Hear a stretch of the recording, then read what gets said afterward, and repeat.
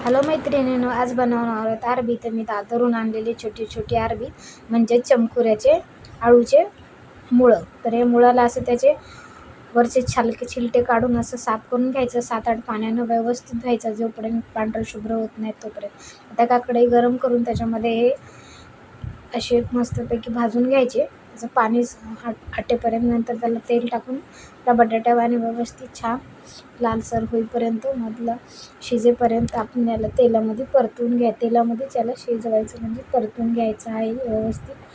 तर छानपैकी स्लो गॅसवर असं भाजून घ्यायचं. आता मी काढून घेते, एका कढईमधून काढून टाकते. तर त्याच कढईमध्ये आपल्याला तेल टाकायचं आहे. राई, जिरे, हिंग, हळद, मीठ, मिरची, लसूण, हिंग टाकून असं चांगलं व्यवस्थित हलवायचं आहे. मसाला हलवत आला की त्याच्यामध्ये मिरची टाकायची आहे. मिरची टाकल्यावर टमाटर टाकायचे. चांगलं याला व्यवस्थित एकजीव होईपर्यंत हे करायचं आणि मीठ टाकून चांगलं परतून घ्यायचं आहे. आता हळद टाकल्यानंतर काळा मसाला टाकायचा.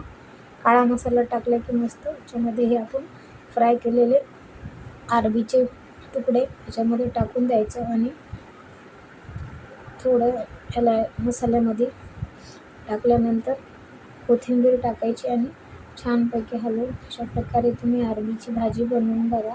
एक नंबर लागते. चपातीसोबत, भाकरीसोबत तुम्ही खाऊ शकता. छान लागते. अशा प्रकारे तुम्ही अरबीची भाजी बनवून बघा. हे बघा, मी भाकरीसंग खाते. एक नंबर लागते अरबीची भाजी.